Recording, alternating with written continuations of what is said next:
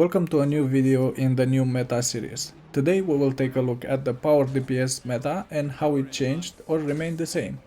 We have got a new balance patch on Tuesday to address some of the builds that were doing a bit more damage than intended. Of course, this meant nerfs across the board. It seems that the new benchmarks hover around 40 to 42,000 damage per second, with some exceptions going to 43,000. But this only affected the numbers, not the gear, runes or relics. Okay, time to take a look at the changes. I will start with the relics, which seem to be a lot simpler than the Condi version, as we have two options: Relic of Fireworks and Relic of the Thief. And the way you choose them goes like this: if you have at least a weapon skill that has a cooldown of 20 seconds or more, then you go with Fireworks. For example, the Sword Warhorn Catalyst has a lot of these, and it is very easy to keep up the 7% strike damage, or Power Soul Beast, which also has one of these skills for each weapon set. Before the balance patch, this used to be at 10%, but it had some builds do around 47,000 damage per second, so it was reduced to 7%. And the other choice is when you have weapon skills cooldowns that are lower than 20 seconds, which is not as good as the Fireworks because you can get up to 5% strike damage, but you do not have as much downtime, so it can have a bigger overall damage instead of big spikes of damage.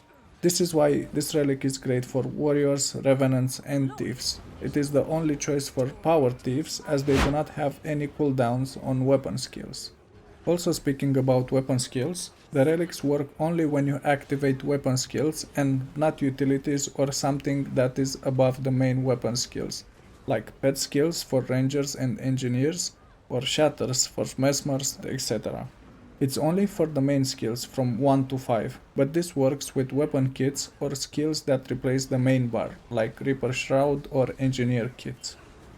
There are some relics that work better than Thief or Fireworks for specific builds, like Relic of the Deadeye, which is activated when you use cantrips, so it works best with Deadeye.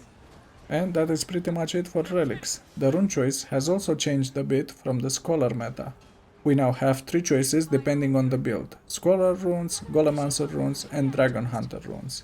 And for this, the choice is also simple. If you need a balance between power and ferocity, you go with Scholar runes. If you need precision and ferocity, you go with Golemancer runes. And if you need more ferocity than power, you go with Dragon Hunter.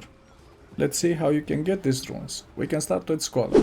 The easiest way you can get them is from the trading post, which at this time costs around 27 gold for the full set.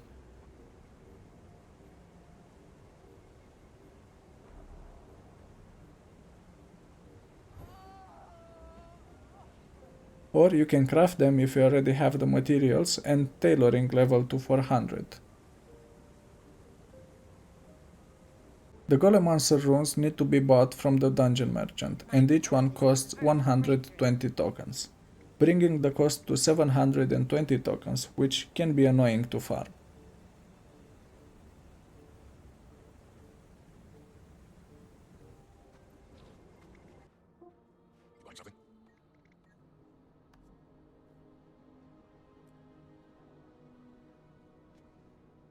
And the Dragon Hunter runes, which again can be bought off the trading post or crafted. But crafting them is a bit more complicated, since you need to craft the Guardian runes first, and then use them to craft the Dragon Hunter ones. But if you have the materials, you can save some gold. If you just want to get them faster, so you can complete your build, it can cost you around 23 gold for all 6 runes.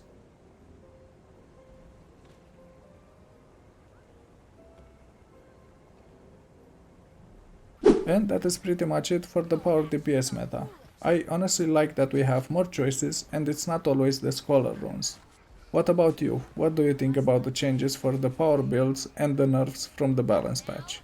Let me know in the comments. If you want to see more content like this, please let me know in the comment section below. And if you enjoyed the video, please click the like and subscribe buttons.